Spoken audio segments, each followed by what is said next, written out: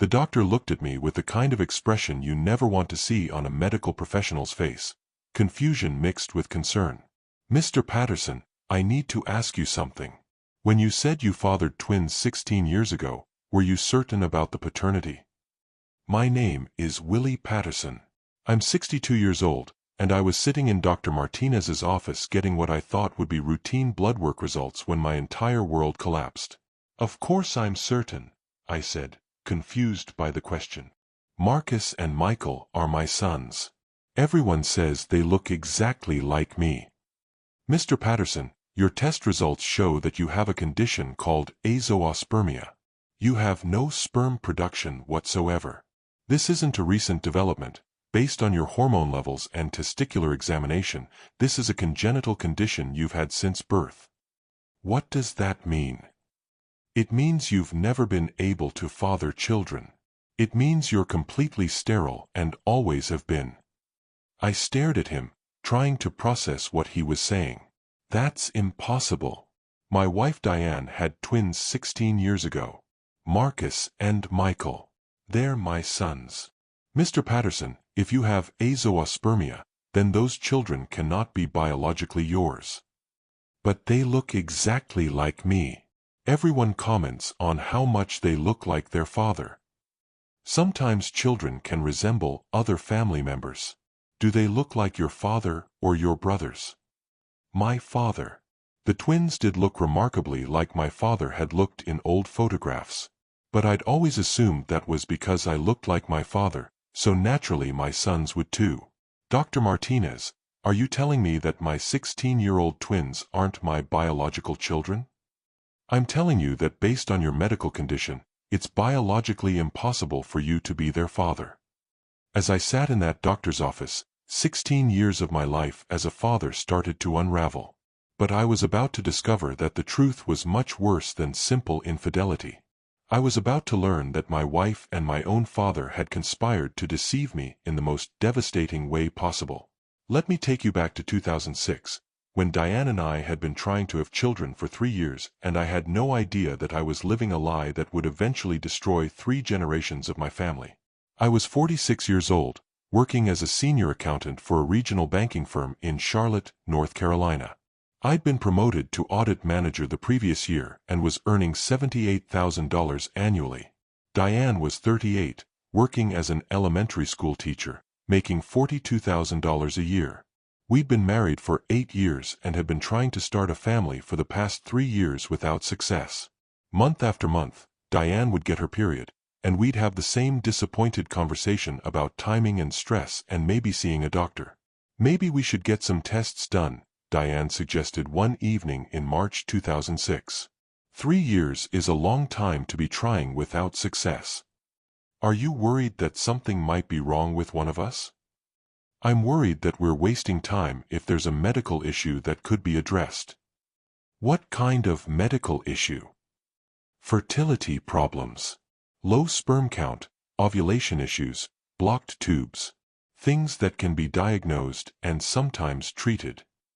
I was reluctant to see a fertility specialist because I was embarrassed about the possibility that there might be something wrong with my ability to father children.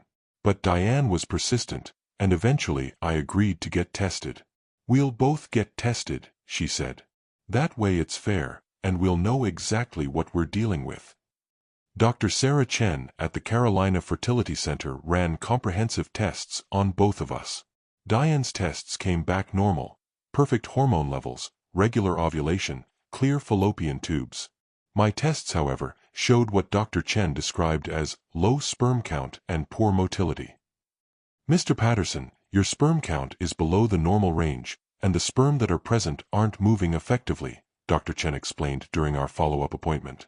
"What does that mean for our chances of having children?" "It means that natural conception will be more difficult, but not impossible. We have several treatment options that can help, such as intrauterine insemination, where we place concentrated sperm directly into Diane's uterus during ovulation, or in vitro fertilization, where we combine your sperm with Diane's eggs in a laboratory setting." "What do you recommend?" "Let's start with IUI and see how you respond. It's less invasive and less expensive than IVF. Looking back, I realized that Dr. Chen's diagnosis was wrong. I didn't have low sperm count and poor motility. I had no sperm count at all. But either the tests weren't sensitive enough in 2006, or there was some kind of error in the testing process, or someone had interfered with the test results. Diane and I went through 3 cycles of IUI treatment without success. The process was emotionally and financially draining, but we were determined to start a family. Maybe we should take a break from the treatments, I suggested after our 3rd failed attempt. I don't want to take a break, Diane replied. I want to keep trying until we succeed. The treatments are expensive, and they're putting a lot of stress on both of us. Having a baby is worth any amount of stress and expense. During our break from fertility treatments, Diane started spending more time with my family, particularly with my father, Robert Patterson. My father was 68 years old, a retired construction foreman who had been widowed 3 years earlier when my mother passed away from cancer. He was still vigorous and healthy, and he'd been lonely since my mother's death. Your father has been so supportive during our fertility struggles, Diane told me one evening. He really understands what we're going through. How does he understand? He and Mom never had fertility problems. He understands the desire to have children and the disappointment when it doesn't happen easily. I'm glad he's being supportive. He's offered to help us in any way he can. Help us how? Emotionally, financially, whatever we need to make our dream of having children come true. My father had indeed been very supportive during our fertility struggles. He'd offer to pay for treatments, drive us to appointments, and provide emotional support when we were feeling discouraged. Son, don't give up, he'd tell me after each failed treatment. Sometimes these things take time, but I have a feeling that everything is going to work out for you and Diane. What makes you so confident? Just a feeling. Call it a father's intuition. In fall 2006, Diane suggested that we try fertility treatments again. I've been thinking about what Dr. Chen said about trying different approaches, she said. Maybe we should be more aggressive this time. More aggressive how? Maybe we should try IVF instead of IUI. Or maybe we should get a second opinion from another fertility specialist. That sounds expensive. Your father offered to help with the costs. He really wants us to have children. Dad offered to pay for IVF. He said that having grandchildren would be the greatest gift we could give him, and he wants to do whatever he can to make that happen. My father's generosity was touching, but I was also uncomfortable with accepting such a large financial gift. That's very generous of Dad, but IVF can cost $15,000 or more per cycle. He said money is no object when it comes to family. Let me talk to him about it. When I discussed the situation with my father, he was insistent about helping. Willie, you and Diane deserve to have children, he told me. Your mother and I always dreamed of having grandchildren, and I want to do everything I can to make that happen. Dad, we appreciate the offer, but that's a lot of money. I've got more money than I need, and there's nothing I'd rather spend it on than helping my son start a family. Are you sure about this? I've never been more sure of anything in my life. With my father's financial support, Diane and I began IVF treatments with Dr. Chen in January 2007. The process was more complex and intensive than IUI. Diane had to take hormone injections to stimulate egg production, and I had to provide sperm samples for laboratory processing. Your sperm parameters have improved since we last tested, Dr. Chen told us after analyzing my samples for the IVF cycle. Improved how? Better count and motility. Sometimes lifestyle changes and reduced stress can make a significant difference. I was relieved to hear that my fertility had improved, though I couldn't identify any specific lifestyle changes that would account for the improvement. Our first IVF cycle was successful. In March 2007, Dr. Chen confirmed that Diane was pregnant. Congratulations, she said during our pregnancy confirmation appointment. Your embryo transfer was successful. Just one embryo. I asked. We transferred 2 embryos to increase the chances of success. It's possible that both implanted, but we won't know until the ultrasound. At Diane's 8-week ultrasound appointment, we received the news that would change our lives forever. Congratulations, the ultrasound technician said with a big smile. You're having twins. Diane started crying with joy, and I felt overwhelmed with happiness and gratitude. After years of struggling with fertility, we were finally going to have not 1 baby, but 2. 2 boys, the technician announced as she continued the ultrasound. Healthy twin boys. My father was thrilled when we told him about the pregnancy. Twins, he said, hugging both Diane and me. I knew everything was going to work out perfectly. We can't thank you enough for making this possible, Diane told him. This is the happiest day of my life, my father replied. I'm going to be a grandfather to twins. During Diane's pregnancy, my father was incredibly involved and supportive. He came to doctor's appointments, helped us prepare the nursery, and talked constantly about his excitement about becoming a grandfather. These boys are going to be special, he'd say, rubbing Diane's growing belly. I can feel it. What makes you think they'll be special? I asked. Just a grandfather's intuition. I think they're going to look just like their daddy. Marcus and Michael Patterson were born on October 15, 2007. They were healthy, beautiful, and absolutely perfect. And my father was right, they looked exactly like me. Oh my goodness, the nurse said when she brought the babies to me for the first time. They look just like their daddy. No question about paternity with these boys. Everyone who saw the twins commented on how much they looked like me. They had my nose, my chin, my eye shape, even my hairline. It's like looking at baby pictures of you, Diane said as we admired our sons in the hospital nursery. They're perfect, I said, holding both boys for the first time. They really are, my father said, looking at his grandsons with tears in his eyes. They look exactly like you did when you were born. Over the next 16 years, the twins continued to look remarkably like me. As they grew, the resemblance became even more pronounced. People would stop us on the street to comment on how much the boys looked like their father. Are you sure they're not clones? Friends would joke. The genetics are strong in the Patterson family, I'd reply proudly. My father was an devoted grandfather. He spent countless hours with Marcus and Michael, teaching them to fish, taking them to baseball games, and sharing stories about the Patterson family history. Grandpa knows everything about everything, Marcus would say. He's the smartest person in the world, Michael would add. The boys adored their grandfather, and he adored them. It was a beautiful relationship that brought our family closer together. But as the boys entered their teenage years, I started noticing things that made me uncomfortable. The twins were developing personality traits and mannerisms that reminded me more of my father than of myself. They had his confident, almost cocky demeanor.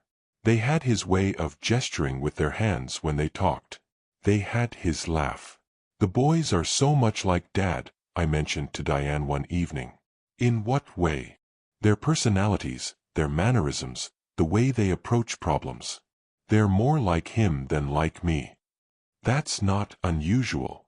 Grandparents often have a strong influence on grandchildren. But they seem to have inherited his traits rather than learned them. What do you mean? I mean they act like him naturally, not like they've picked up his behaviors through spending time with him. You're probably overthinking it. Kids can inherit traits from grandparents as well as parents. I suppose you're right. But I couldn't shake the feeling that there was something unusual about how much the twins resembled my father in ways that went beyond physical appearance. In their junior year of high school, both Marcus and Michael developed interests and abilities that were remarkably similar to my father's. They excelled at math and engineering, just like my father had. They showed natural mechanical aptitude, just like my father. They were natural leaders and attracted followers, just like my father. It's amazing how much the boys are like Grandpa, I said to my father one evening after watching him help them with a calculus problem that I couldn't understand. Smart runs in the Patterson family, he replied. but they're smart in the same specific ways you are. It's like they inherited your exact intellectual strengths. That's how genetics works sometimes. Traits can skip a generation and then reappear. But you're their grandfather, not their great-grandfather. Genetics are complicated, Willie. Sometimes grandchildren inherit traits directly from grandparents. My father's explanation seemed reasonable, but I continued to be puzzled by how much the twins were like him and how little they were like me. In their senior year of high school, both boys decided they wanted to study engineering in college, just like their grandfather had. "We want to be engineers like Grandpa," Marcus announced. "Grandpa says we have the natural aptitude for it," Michael added. "What about your other interests? What about the things you're passionate about?" "We're passionate about engineering," Marcus replied.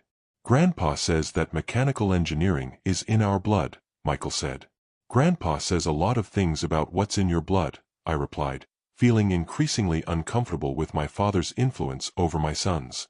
That comment turned out to be more prophetic than I realized. In fall 2023, just before the twins' 16th birthday, I started experiencing some health problems that required extensive blood work and medical testing. I'd been having fatigue, joint pain, and some digestive issues that my primary care physician wanted to investigate thoroughly. "We're going to run a comprehensive metabolic panel, hormone tests, and genetic screening," Dr. Martinez explained. "These symptoms could indicate several different conditions, so we want to be thorough." Genetic screening. "We'll test for genetic markers that might predispose you to certain conditions. It's becoming standard practice for men your age." "What kind of genetic markers?" "Autoimmune disorders, metabolic conditions, hormonal abnormalities. We're also looking at reproductive health markers." Reproductive health? I'm 62 years old, and I have 2 children. Reproductive health can affect overall health throughout a man's life. Hormone imbalances and genetic conditions can cause the symptoms you're experiencing. The blood work and testing took several weeks to complete. When Dr. Martinez called to schedule a follow-up appointment to discuss the results, his tone was serious enough to make me nervous. "Mr. Patterson, there are some findings in your test results that we need to discuss in person." "What kind of findings?" "It's better if we discuss this face-to-face. Can you come in this week?" That's how I found myself in Dr. Martinez's office on a Tuesday afternoon in November 2023, hearing that I was completely sterile and had been my entire life. "Dr. Martinez, are you absolutely certain about this diagnosis?" "I'm certain. Azoospermia is a definitive condition. You have no sperm production whatsoever." "Could this be a recent development? Could something have happened to cause this?" "Based on your hormone levels and the examination findings, this is a congenital condition. You were born with this." "But I fathered twins 16 years ago." "Mr. Patterson, that's biologically impossible. If you have congenital azoospermia, you cannot father children." "Then who is the father of my children?" "That's something you'll need to determine through paternity testing." "But they look exactly like me. Everyone says so." Physical resemblance can be misleading. Children can look like other family members for various reasons. "Could they look like me because they're my father's children?" Dr. Martinez paused for a long moment before responding. "Mr. Patterson, that's certainly a possibility that would explain the physical resemblance." The possibility that my father was the biological father of my twins was too horrible to contemplate, but it was the only explanation that made sense. I drove home from Dr. Martinez's office in a state of shock and confusion. 16 years of my life as a father was based on a lie, but I still didn't understand how the lie had been created and maintained. That evening, I decided to confront Diane with what I'd learned. "Diane, I need to ask you something, and I need you to tell me the truth." "What's wrong?" "You look terrible. I went to see Dr. Martinez today about my blood work results. And he told me that I'm sterile. Completely sterile. I've been sterile my entire life." Diane went pale and sat down heavily on the couch. "That's impossible," she said quietly. "That's what I said. But he's certain. I have a condition called azoospermia. I've never been able to produce sperm. But we have children." "Do we? What do you mean?" "I mean, who is the biological father of Marcus and Michael?" Diane started crying, which told me everything I needed to know. "Diane, who is the father of our children?" "Willie, I can explain." "Explain what?" "Explain how you got pregnant when your husband is sterile? Explain how our children look exactly like me when I couldn't possibly be their father." "It's complicated." "It's not complicated. Someone else is the father of those boys." "Who is it?" Diane cried for several minutes before she could speak. "Your father. My father. Your father is the biological father of the twins." "My father had an affair with you?" "It wasn't an affair. It was help. Help. He was helping us have children. By sleeping with you. By providing what you couldn't provide." "When did this happen?" "During our break from fertility treatments in 2006. "How many times?" "Until I got pregnant." "How many times, Diane?" "Several times. Over about 3 months." "Where?" "Usually at his house when you were at work." "And this was his idea?" "It was a mutual decision." "A mutual decision between you and my father to deceive me about the paternity of my children?" "A mutual decision to help you become a father." "By making me raise my father's children? By giving you the family you wanted so desperately?" The conversation revealed the first layer of the deception, but I was about to discover that the situation was much more complex and disturbing than simple adultery. Over the next several days, I became obsessed with understanding exactly how Diane and my father had orchestrated this deception and maintained it for 16 years. I demanded that Diane tell me everything about her relationship with my father and how they had planned and executed their scheme. "It started during our fertility treatments," Diane explained during one of our painful conversations. "Your father could see how disappointed we were after each failed attempt. So he offered to sleep with you? He offered to help us succeed. How did the subject even come up?" "He mentioned that the twins would carry Patterson genetics either way." "Either way. Whether they were your biological children or his biological children, they would still be Pattersons." "So this was his idea?" "He suggested it as a possibility, and I agreed to consider it." "Why did you agree?" "Because I wanted children, and I wanted you to be a father. Even if it meant lying to me for the rest of my life? Even if it meant giving you something you wanted more than anything else in the world." "What about the fertility treatments? How did you handle getting pregnant naturally while we were doing IVF?" "We stopped the IVF treatments after I got pregnant naturally." "But Dr. Chen thought the IVF had worked." "She thought it had worked because we let her think it had worked." "You lied to the doctor too?" "We told her that the fertility treatments had been successful." "Why?" "Because we needed medical documentation that supported our story." "Our story?" "The story that you were the father of the twins." "What about the sperm samples I provided for the IVF treatments?" "Your father provided those samples." "My father provided sperm samples using my name?" "He provided samples that were labeled as yours." "How is that possible?" "He would go to the clinic before your appointments and provide samples that would be used for your treatments." "The clinic didn't verify his identity?" "They assumed he was you." Older men providing samples for fertility treatments isn't unusual. "So my father impersonated me at the fertility clinic?" "He substituted for you in the one way that mattered." The scope of the deception was staggering. My father and wife had conspired to deceive not just me, but medical professionals, and had created false medical records to support their lie. But I still didn't understand how they had maintained the deception for 16 years or why my father had been so involved in the twins' lives. Why has Dad been so involved with the boys if he's their biological father? I asked Diane. Because he is their father. He wants to be part of their lives. But I thought he was supposed to be their grandfather. He is their grandfather as far as they know.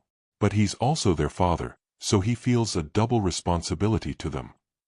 Does he interact with them as a father or as a grandfather? Both. He guides them and influences them in ways that fathers do, but he does it in the role of grandfather. Is that why they're so much like him? They're like him because they inherited his genetics and because he's been their primary male role model. More than me. You've been their loving father, but he's been their genetic father and their mentor.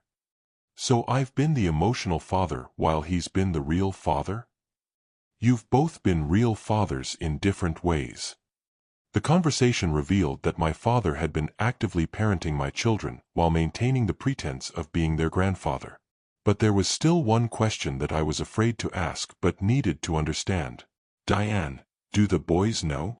Know what? Know that Dad is their biological father? No. They think you're their father.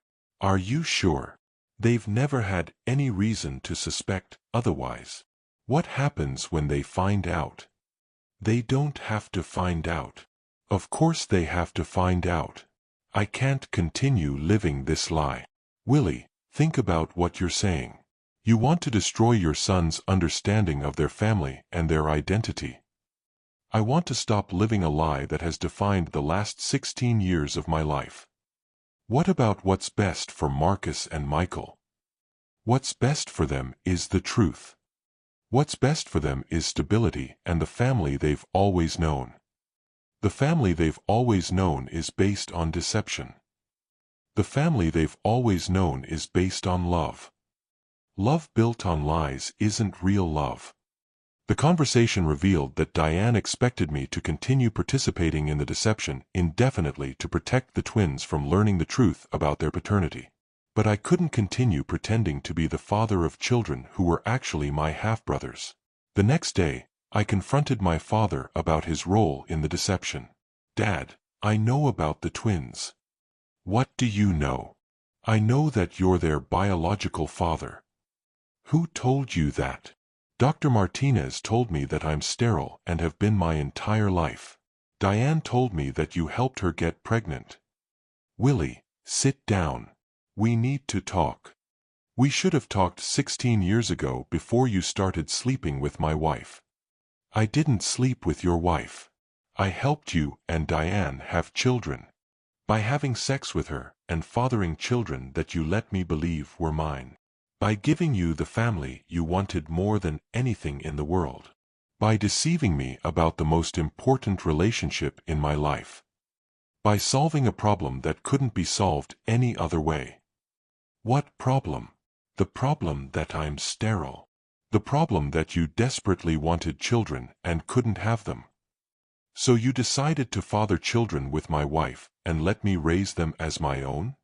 I decided to help my son become a father. I'm not their father. You are.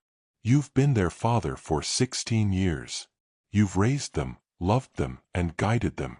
That makes you their father. Biology makes you their father. Love makes you their father. Dad, how could you do this to me? I did it for you. You had an affair with my wife for me. I gave you children for you. By betraying me in the most fundamental way possible. By giving you something that you couldn't get any other way. My father's justification was as disturbing as Diane's. He genuinely believed that deceiving me was an act of love and that I should be grateful for his betrayal. But the conversation also revealed something else that was deeply troubling.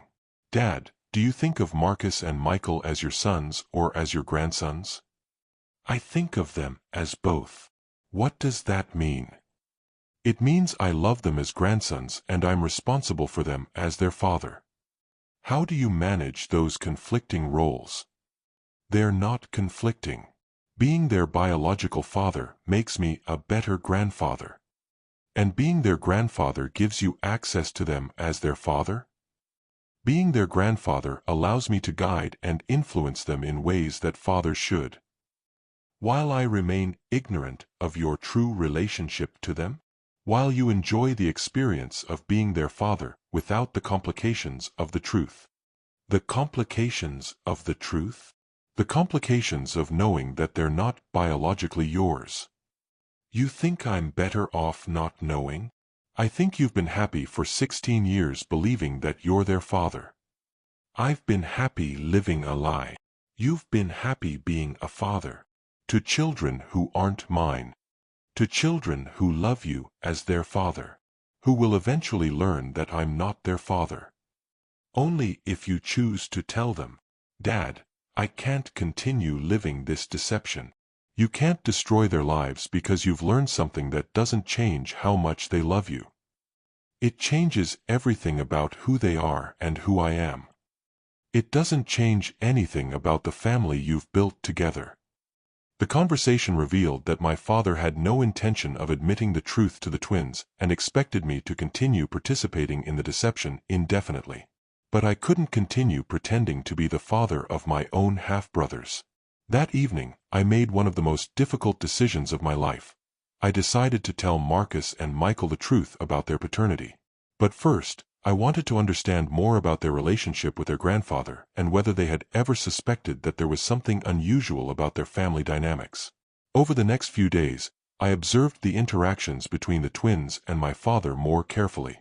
What I saw confirmed my worst fears about the extent of the deception and the damage it had caused to our family relationships.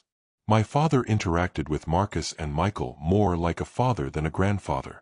He was the primary decision-maker about their education, their activities, and their future plans.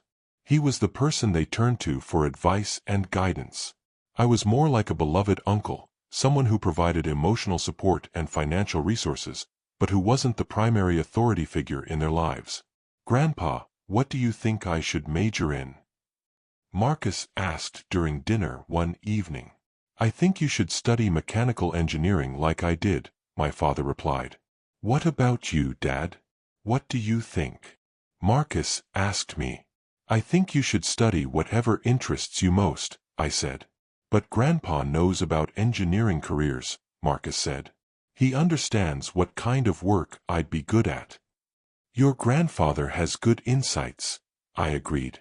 Grandpa always knows the right answer, Michael added.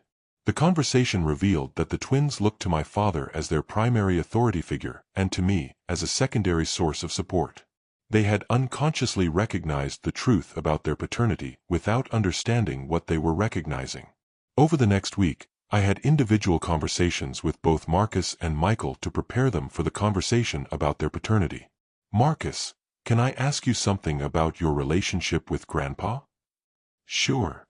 Do you feel like you have a special connection with him? Definitely. Grandpa and I think the same way about almost everything. In what ways? Math, engineering, problem solving, the way we approach challenges. It's like we have the same brain. Do you think that connection is because you're similar personality types, or because of genetics? Probably genetics. People always say that personality traits and abilities can be inherited. From grandparents. From anyone in the family. Grandpa always says that the Patterson genes are strong. What does he mean by that?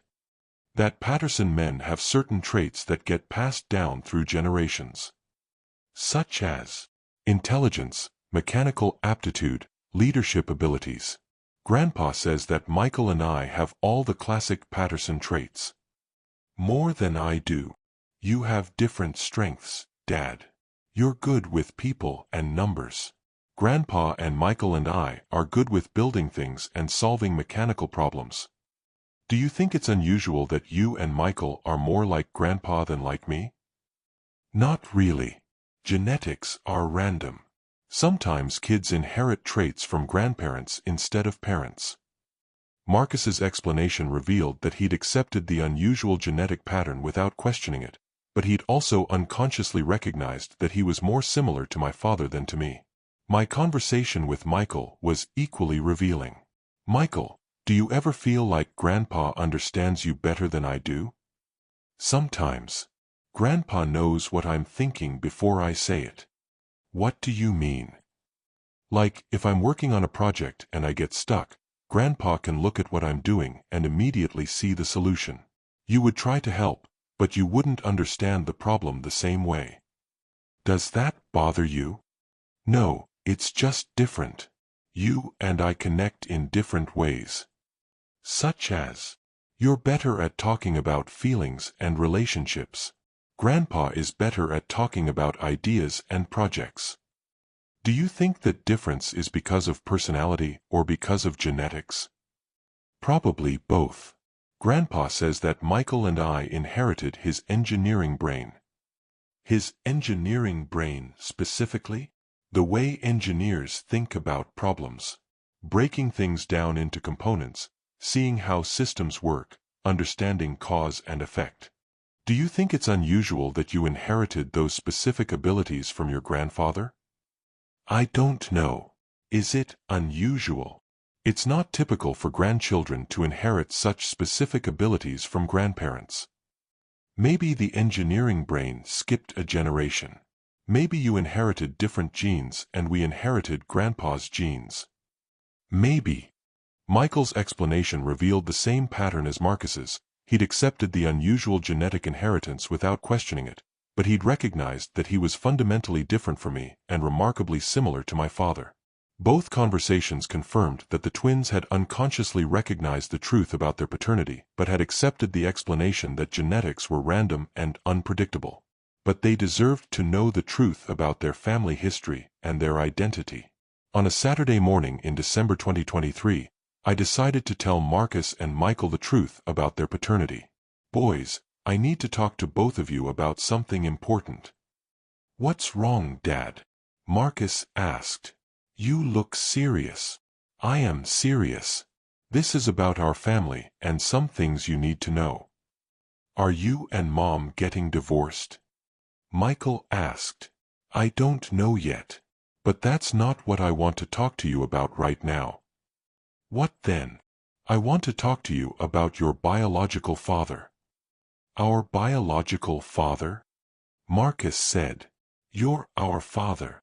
I've been your father in every way that matters for 16 years. But I'm not your biological father. Both boys stared at me in confusion. What do you mean? Michael asked. I mean that I didn't father you biologically. Someone else did. Who? Marcus asked. Your grandfather. Grandpa is our father? Michael said. Grandpa is your biological father. I'm sterile. I've been sterile my entire life. I couldn't father children. But we look exactly like you, Marcus said. You look exactly like Grandpa. You always have. People assumed you looked like me because I look like my father. Are you saying that Grandpa and Mom had an affair? Michael asked. I'm saying that Grandpa and Mom conspired to help me have children when they discovered that I couldn't father them myself. They conspired to deceive you? Marcus asked. They conspired to give me the family I wanted without telling me the truth about how they were providing it. For 16 years? Michael said. For 16 years. And you just found out? Marcus asked. I found out last month when I had medical tests that revealed that I'm completely sterile. Both boys sat in stunned silence for several minutes. So Grandpa is our father and you're our.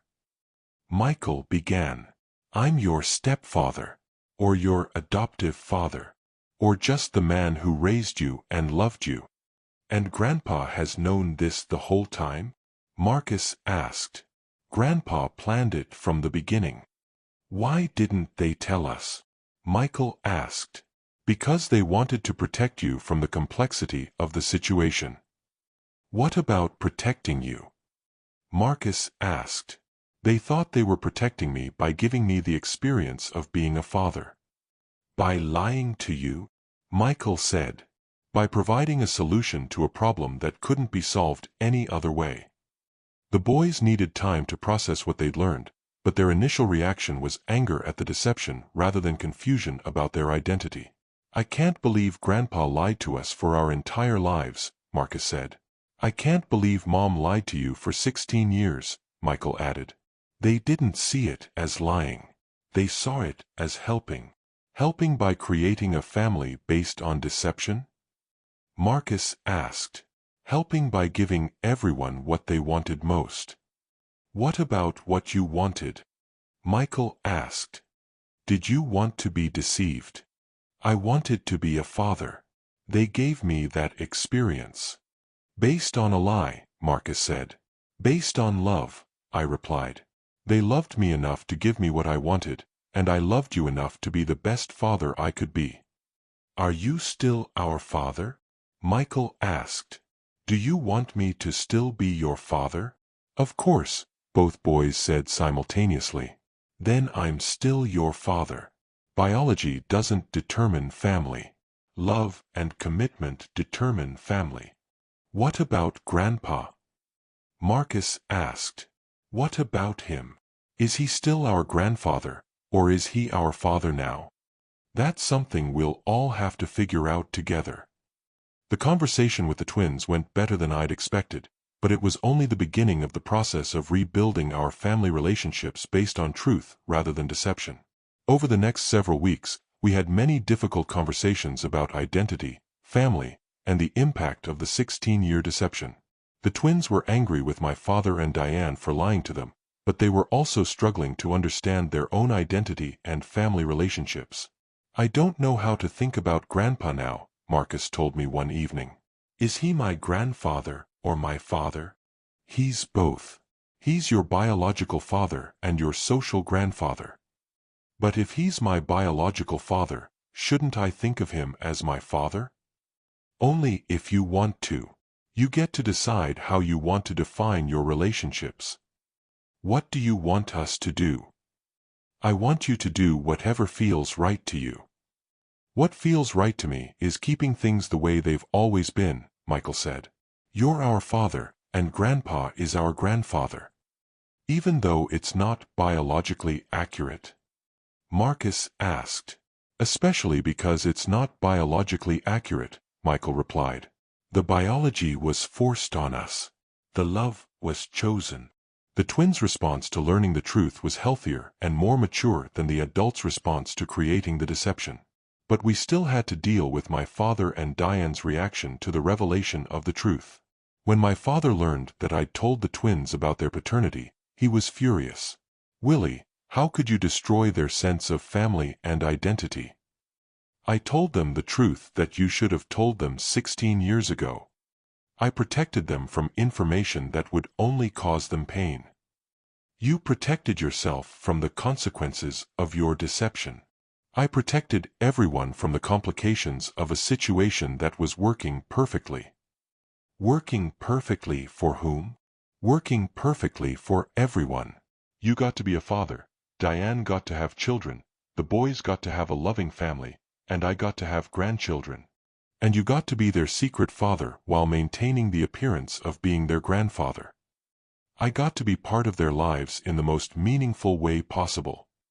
By deceiving everyone about your true role in their lives. By playing whatever role was necessary to ensure their happiness and well-being. Dad, don't you understand that this deception has damaged all of our relationships? This revelation has damaged all of our relationships. The deception was working fine until you decided to destroy it. The deception was a lie that was eventually going to be discovered. The deception was a solution that could have continued indefinitely if you had chosen to protect your family instead of destroying it. My father's response revealed that he felt no remorse for the deception and blamed me for destroying a system that he believed was beneficial to everyone. Diane's response was similar. Willie, you had no right to tell the boys something that would devastate their understanding of their family. I had every right to tell them the truth about their paternity. You had the responsibility to protect them from information that would only cause them pain. I had the responsibility to stop living a lie and to give them the truth about their identity. Their identity was fine before you decided to destroy it. Their identity was based on deception. Their identity was based on 16 years of love and family relationships. Fake family relationships. Real family relationships that happened to be based on biological complexities that they didn't need to know about. They deserved to know the truth about who they are. They deserved to continue believing that they had a stable, loving family. They still have a stable, loving family. Now it's just based on truth instead of lies. Now it's based on chaos and confusion instead of certainty and love. Both my father and Diane continued to believe that the deception was justified and that revealing the truth was destructive to the family. But the twins' reaction proved that they were capable of handling the truth and integrating it into their understanding of their family relationships. Over the next several months, we worked to rebuild our family relationships based on honesty and truth.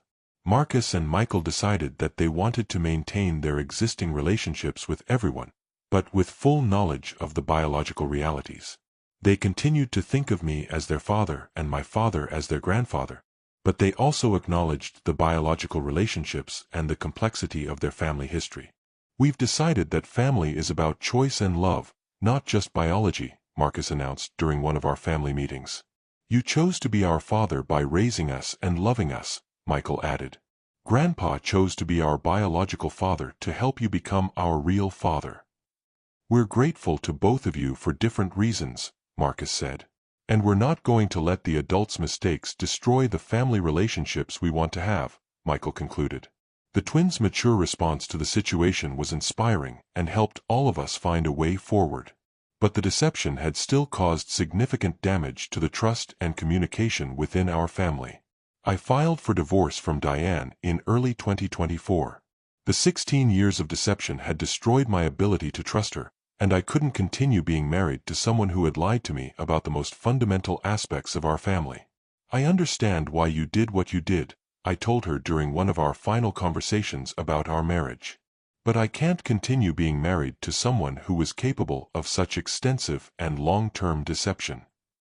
I did it because I loved you and wanted you to have the family you dreamed of.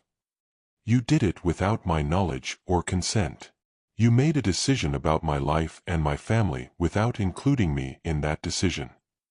Because including you would have made it impossible to give you what you wanted. Including me would have given me the choice about how to handle my infertility. And you would have chosen not to have children. I would have chosen to handle the situation honestly, even if that meant not having biological children. So you would have preferred not to have Marcus and Michael rather than having them through deception? I would have preferred to have children through honest means, or to accept that I couldn't have biological children and explore other options. Such as adoption, sperm donation, remaining childless. Options that didn't involve my wife having an affair with my father. It wasn't an affair. It was a medical solution to a medical problem. It was adultery disguised as medical assistance. It was love disguised as deception. Diane and I couldn't reconcile our different perspectives on the ethics and morality of what she and my father had done. The divorce was finalized in October 2024, exactly 17 years after the twins were born. My relationship with my father was also permanently damaged by the revelation of his role in the deception. Dad, I can't have the same relationship with you that I had before I learned the truth. Because I helped you become a father? Because you betrayed me in the most fundamental way possible. I gave you the greatest gift possible. You gave me a gift based on deception and betrayal. I gave you children and the experience of being a father. You gave me children that you fathered with my wife while lying to me about it for 16 years. I gave you a family. You gave me a family based on adultery and lies. Willie, I'm your father. I did what I thought was best for you. You're my father, and you're also the father of my children. That's a betrayal that I can't forgive. Those children love you as their father. And I love them as my children. But that doesn't change what you did to our family. What I did was give you a family. What you did was destroy the foundation of trust that families are built on. My father and I continue to have a relationship because of the twins, but it's not the same relationship we had before I learned the truth. The twins, however, have handled the situation with remarkable maturity and wisdom. They continue to have loving relationships with all of us, but they've also established boundaries and expectations about honesty and communication. We want to have relationships with everyone, Marcus told us during a family meeting 6 months after the revelation. But we want those relationships to be based on truth going forward.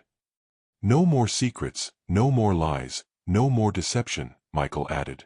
We understand that the adults made decisions that they thought were best, but we won't tolerate any more dishonesty in our family relationships, Marcus said. We're going to build the family we want based on the values we believe in, Michael concluded. The twins have taken control of defining their family relationships and have created a new dynamic based on honesty, respect, and their own choices about how they want to relate to each of us. A year after learning the truth about their paternity, both Marcus and Michael are thriving. They're both excellent students, they have strong friendships, and they've maintained loving relationships with me, my father, and Diane despite the complexity of our family situation. How do you explain your family situation to friends and teachers? I asked Marcus one day. We tell them that families are complicated and that biology doesn't determine love, he replied. We explain that our father raised us and our grandfather contributed genetics, and that both relationships are important to us, Michael added. Do people understand that? Some people do, some people don't, Marcus said. But it doesn't matter because we understand it. We know who we are and who our family is, Michael said. Other people's opinions don't change that. The twins have developed a healthy understanding of their identity and their family relationships that isn't dependent on other people's approval or understanding. They've also developed a perspective on truth and deception that will serve them well in their adult relationships.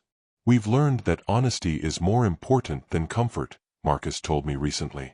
We've learned that love without honesty isn't really love, Michael added. We've learned that families can survive difficult truths but they can't thrive on comfortable lies, Marcus said.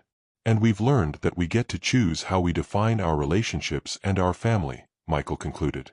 Looking back on the past year, I'm proud of how the twins have handled learning the truth about their paternity and how they've chosen to rebuild our family relationships. But I'm also sadder and wiser about the capacity for people to deceive themselves and others in the name of love. My father and Diane genuinely believed that deceiving me was an act of love and that I should be grateful for their betrayal. They convinced themselves that giving me the experience of fatherhood was worth the cost of lying to me for 16 years. But deception, no matter how well-intentioned, creates relationships that are fundamentally false. Love that is based on lies is not real love, and families that are built on deception are not stable foundations for long-term relationships. The twins have taught me that truth is more important than comfort, and that authentic relationships are worth more than artificial harmony. They've also taught me that family is defined by choice and commitment rather than biology, and that love is about honesty and respect rather than just emotion. 2 years after learning the truth about my sterility and the twins' paternity, I'm building a new life based on authentic relationships and honest communication. I'm dating someone who knows the full truth about my family situation and who appreciates the importance of honesty in relationships. How do you trust someone after being deceived so thoroughly? Sarah asked me during one of our early conversations. Very carefully, I told her. But I also know what real trust looks like now, and I won't settle for anything less. What does real trust look like? Truth, even when it's difficult. Communication, even when it's uncomfortable. Respect for my right to make my own decisions based on complete information. What if someone wanted to do something they thought was in your best interest but you might not agree with? They would discuss it with me and let me decide for myself, even if they thought I might make the wrong choice. What if they were certain you would make the wrong choice? Then they would try to persuade me, but they wouldn't deceive me or make the choice for me. Even if the deception would give you something you wanted? Especially if the deception would give me something I wanted. I want to choose my life based on truth, not live a life based on other people's decisions about what's best for me. Sarah and I have built a relationship based on complete honesty and mutual respect for each other's autonomy and decision-making. It's a healthier relationship than I had with Diane, because it's based on truth rather than deception, and choice rather than manipulation. The twins continue to be the center of my life and the source of my greatest joy. They are remarkable young men who have handled an extraordinarily difficult situation with maturity, wisdom, and grace. But they are also a daily reminder that the most important relationships in my life were built on lies that lasted for 16 years. My name is Willie Patterson. I'm 62 years old, and 2 years ago I discovered that the twin sons I'd raised for 16 years were actually my half-brothers, fathered by my own father through a deceptive scheme with my wife. For 16 years, I lived the lie that I was the biological father of Marcus and Michael Patterson. Everyone commented on how much they looked like me, never realizing they looked like my father instead. My father and my wife conspired to deceive me about my sterility and about the paternity of my children. They convinced themselves that this deception was an act of love and that I was better off not knowing the truth. But their deception robbed me of the right to make my own decisions about how to handle my infertility. It robbed me of the choice to pursue honest alternatives to biological parenthood. Most importantly, it created family relationships that were based on lies rather than truth. When I discovered the truth, I chose to tell my sons rather than continue participating in the deception. They handled the truth with more maturity than the adults who created the lies. Together, we've rebuilt our family relationships based on honesty, choice, and authentic love rather than deception and artificial harmony. We've learned that families can survive difficult truths, but they cannot thrive on comfortable lies. We've learned that love without honesty is not real love, and that trust without truth is not real trust. And we've learned that the people who claim to deceive you for your own good are often deceiving themselves about their own motivations. Sometimes the greatest betrayal comes from the people who love you most, because they're the ones with the power to deceive you most completely. But the truth always comes out eventually, and when it does, you have to decide whether to continue living the lie or to rebuild your life on a foundation of honesty. Look at your screen right now. You'll see 2 more stories waiting for you, both from men like me who discovered the truth too late, but not too late to fight back. Click on whichever one speaks to you. And hit that notification bell if you want to join our brotherhood of men who refuse to be played for fools. Until next time, remember, the truth always comes out, and when it does, be ready.